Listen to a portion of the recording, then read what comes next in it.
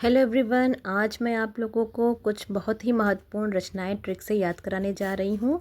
तो वीडियो को पूरा देखिए और एक पतली सी कॉपी बना लीजिए। उसमें मैंने जितनी भी रचनाएं याद कराई हों उनको लाइन से लिखते जाइए, जिससे आपको रिवीजन करने में आसानी मिलेगी।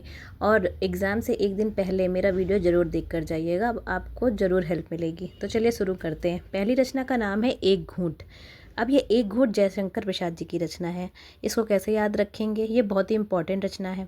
देखिए यहाँ पे इमेज में आप लोगों को एक पंडित जी हैं, वो एक बच्चे को चरणामृत दे रहे हैं 1 चम्मच। देखिए हम सब लोग मंदिर गए हैं, मंदिर में प्रसाद लेने से पहले पंडित जी हमें चरणामृत देते हैं। और कितना देते हैं? 1 चम्मच देते हैं। एक घूंट बस पी लेते हैं हम लोग।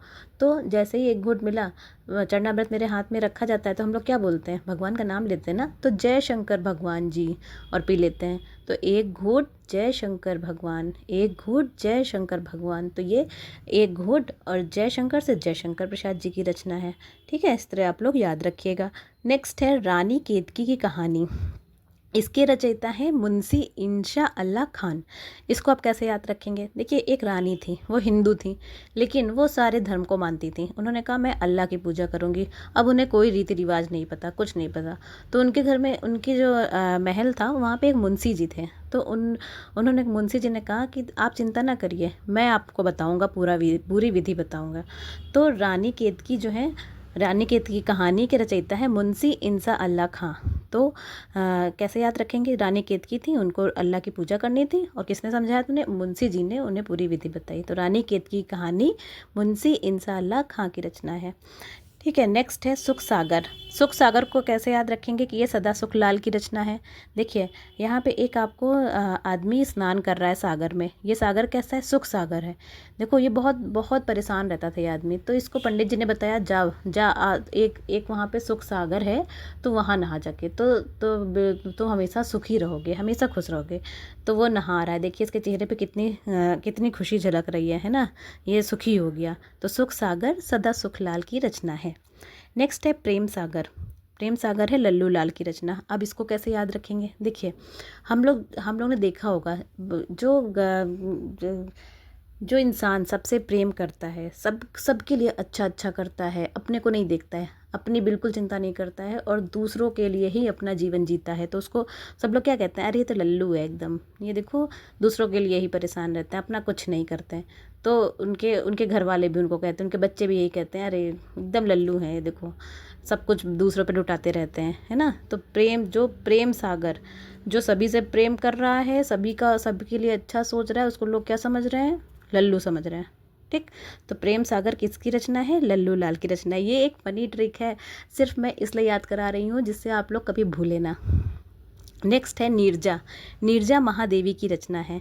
अगर आपने पहले मेरा वीडियो देखा होगा तो ये आपको ट्रिक पता होगी, अगर नहीं पहली बार देख रहे हैं तो सुन लीजिए। नीरजा महादेवी की वर्मा है। अब नीर माने तो सभी को पता होगा कि जल होता है ना। तो जल हम लोग किस पे अर्पण कर रहे हैं? महादेवी पर, महान देवी, महादेवी।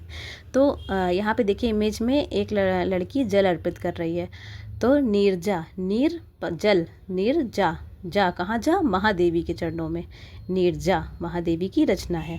नेक्स्ट है चिदम्बरा। देखिए जिसका चित अंबर की तरह बड़ा होता है, किसका? सुमित्रा नंदन पंत का।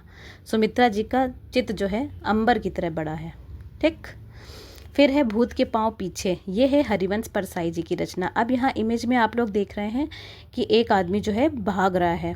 उसने क्या देख लिया? उसने भूत के पांव देख लिए, भूत के पांव की परछाई देख ली। ठीक। तो ये भूत के पांव की परछाई, परसाई से आप लोग परछाई को कोरिलेट करिए।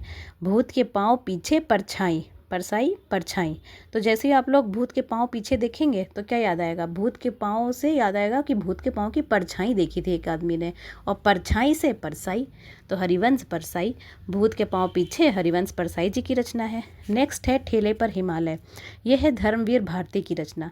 अब इसको कैसे याद रखेंगे? देखिए जो व्यक्ति धार्मिक होता है ना, बहुत धार्मिक होते हैं, उनके बहुत मतलब उनके पास पावर आ जाती है, उनके पास एक दिव्य शक्ति होती है ना, भगवान की शक्ति होती है। तो देखिए धर्मवीर भारती इतने धार्मिक थे कि ये सब लोग हिमालय जाते थे, ये ठेले पर ही हिमालय उठा लाते थे। कहते थे तुम लोग कहीं मत जाओ, मैं इतना इतना धार्मिक हूँ, इतना वीर हूँ ना कि मैं ठेले पर हिमालय लेकर आ रहा हूँ सबके लिए। तो ठेले पर हिमालय धर्मवीर भारती की रचना है। नेक्स्ट है गेहूँ बना गुलाब। ये है राम वृक्ष बेनीपुरी की रचना। देखिए, एक ये राम नाम का लड़का है, इमेज में दिख रहा होगा कि ये लड़का है, वो गेहूँ बो रहा था, गेहूँ ज़मीन में बो रहा था, और उससे क्या निकला, उससे एक वृक्ष बन गया, जो वृक्ष था गुलाब का। ठीक है, एक वृक्ष तैयार हो गया गुलाब का। तो राम वृक्ष बेनीपुरी, गेहूँ बना गुलाब, राम वृक्ष बेनीपुरी। किसने बोया था गेहूँ का? गेहूँ राम ने बोया, और क्या निकला? बड़ा सा वृक्ष काहे का? गुलाब का। तो गेहूँ बना गुलाब राम वृक्ष बेनीपुरी की रचना है। नेक्स्ट है आचरण की सभ्यता, सरदार पूर्ण सिंह। देखिए, जितने जी सरदार जी होते हैं ना, उनका आचरण बहुत अच्छा होता है, बहुत अच्छा आचरण होता है। तो इस तरह आप लोग याद रखिए कि किसका आचरण अच्छा होता है? सरदार जी का। तो ये सरदार पूर्ण सिंह की रचना है। उम्मीद करती हूँ कि आप लोगों को सारी रचनाएं याद हो गई होंगी। अगर याद हो गई हैं तो मेरे चैनल पर आप कमेंट करके ज़रूर बताइए कि आप लोगों को याद हो गई हैं, और आप कौन सी रचनाओं की ट्रिक चाहते हैं या किसकी ट्रिक से याद करना चाहते हैं। तो मैं वो ट्रिक ज़रूर लेकर आऊँगी, और मेरे चैनल को सब्सक्राइब कर लीजिए और कमेंट करके ज़रूर बताइएगा। Thank you.